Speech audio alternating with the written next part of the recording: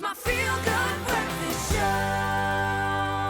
Oh yes, Mzansi, take a deep breath. The moment has arrived. Everybody that has been waiting for this can now enjoy it, because joining us right now is Cape Town-born singer Rowlene, who most of us will know her from the hit collaboration with Nasty C that skyrocketed her career with the song SMA. We talk about Smile. Let's give her a big, huge feel-good welcome!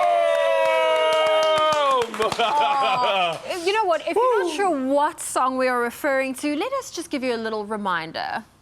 Check it out.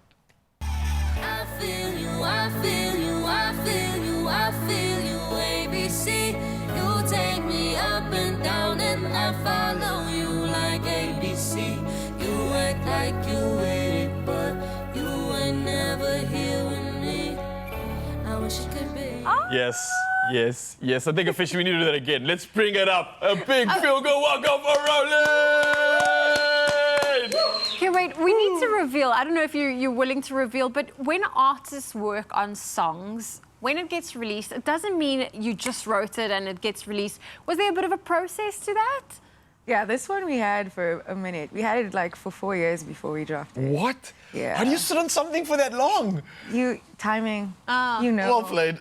you know, it's time. This is time. So we knew exactly when it was time to launch this one. It's that intuition, I think it is, right? No, trust me. And it's like we knew from the jump. We were like, when we were making this, we said the songs are going to change our lives. It might be the biggest songs for both of us. And it kind of has been, which is crazy. This is a common theme for you, this jump that you're doing, because we were speaking off air about that time when you were 17 years old, moving away from your mother's city. That is daunting at such an age, but yet that jump, every single jump you've made since then, it seems like the timing has been absolutely perfect. I know this is a loaded question, but if you were to try and reflect on that decision from that 17-year-old girl to now, what would you say to her? I mean, you've done a pretty good job, right? Yeah, I would tell her to keep going. I would tell her to keep pushing, that she's on the right track, to trust the instincts a lot more. Because, I mean, it's something I've grown into doing, and it wasn't something I intuitively did before. So now that's something I tell everyone is like, trust that. You know, that feeling, it's your power. Yeah. Something I've noticed more and more now, and I think it's spurred from Taylor Swift's Eras tour, is, you know, a girl gets into Pilates. She's like, I'm in my Pilates era. You just had your birthday. How would you sum up? What era are you in now? I think I'm in my princess era. Oh, it's slaying time. Like I'm wearing red lipstick. Yeah, like I'm a lot more intentional about everything I do, who I hang around with, who I like, what I say out loud to myself, to other people. I try to be as supportive as possible to all the girlies. I'm also in that era. I'm a very supportive girly right now. And it's just been such a great experience to be able to tell my story through music, and then also reflect on all of those things like 5 or 6 or 7 years later, and just look back and see the growth. Yeah. And having that as like a diarized entry of something that happened maybe 10 years ago, and it will always live, you know. So that's actually quite a cool thing. I never think about that, because obviously recently celebrating a birthday. Yeah. So again, congratulations on that. Another year, finer, better, and growing even stronger. But I think it's almost like a timeline that you get to look back on. I mean, looking at that last video with Nasty C as example, and many before that, you get to see what you were. You get to reflect. I had short hair. But I think with that's a beautiful thing, because we forget how much of yourself you're putting out there. 100%. How much raw, like, I wouldn't say nostalgia, but raw emotion is just being let out, and you're making yourself so vulnerable to the world. That's intimidating. How have you been able to keep doing that for so long? Because often your external environment can impact you and change you for the worse, but somehow you've made it through and you become even more of yourself. You've walked into your era with such poise. Yeah. Again, like, experience, you can't write music without experience or without some form of pain. I think that's what art is created through pain and experience, and also like joy. So for such a long time, I felt like pain was the only thing that people could relate to, until like I got into a space where I'm like, I want to share like happier stuff also. And I felt like a lot of songs were written about relationships and stuff, and I felt like, okay, maybe I want to be the person that's going to be writing about my best friends, like the relationships I share with them and how happy they make me. It's completely platonic, but it's like, I don't feel like there's enough songs about that. So like over the last 4 years, that's something I've been focusing on. So even the project that I just did, it was just like completely easy. It was too easy. And it was weird that it felt that easy. And it just feels so organic now. And I don't have to try hard to do anything. And to just authentically be myself, it's just, it should be easy. Yeah. You You're in know? your flow state. Yeah. I've always been a big believer. As soon as something's easy, it's meant to be. Exactly. I think it's normally when things are difficult, you need to start questioning certain paths and directions.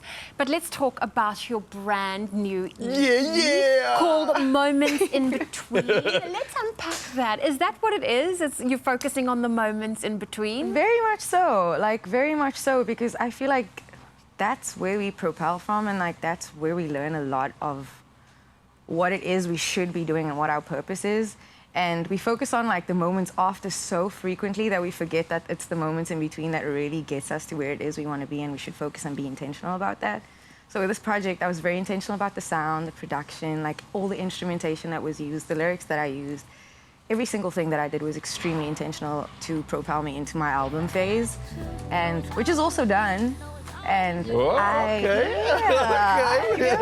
like I just want to be, I am extremely prepared. I'm ready now more than ever, you know. So I can't wait for everyone to hear more of the song. The puzzle pieces have come together, and now we have the incredible opportunity, the honorable opportunity to see that picture come to life right now. So, Rolene, thank you so much for sharing a little bit of you and your journey. It's been nothing but exceptional. I'm going to let you get ready to share your talents with the world right now, and also just reflect, because honestly, to see someone come from a hometown like this, to take such a big leap of faith at such a young age, and trusting that gut, trusting your intuition, who knows, look where it's led Rowlene to, and it might do the same for you. So maybe take a page out of her book, maybe share your talent with the rest of Mzansi, and maybe experience a little bit of this magic right now.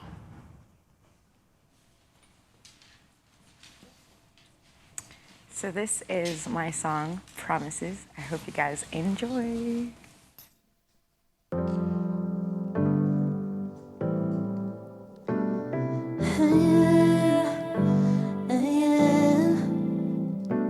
Promises, empty, broken promises.